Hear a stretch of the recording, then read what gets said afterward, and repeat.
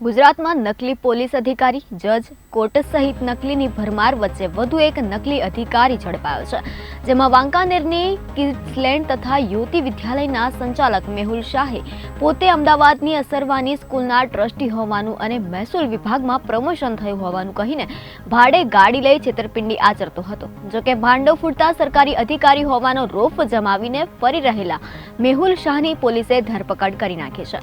નકલી એએસઆઈ મેહુલ શાહ કેસમાં નવા ઘટસ્ફોટ થયો છે, જેમાં નકલી આઈએએસ બની કાંડ કરતો મેહુલ મહાફેંકુ નીકળ્યો છે. અસારવાની વિશ્વવિદ્યાલયમાં મેહુલ શાહે અનેક કાંડ કર્યા છે. શાળામાં આવીને મેહુલ શાહ મોટી શેખી કરતો અને તેજસ્વી વિદ્યાર્થીઓને નાસા, બેંગલુરુ, લખનઉ જેવી લઈ જવાની લાલચ આપતો હતો. નવા સાયન્સ લેબ બનાવી આપવાનું કહી ફર્નિચર વેચ્યું છે, જેની જૂનું લેબનું ફર્નિચર જ બારોબાર વેચી માર્યું છે.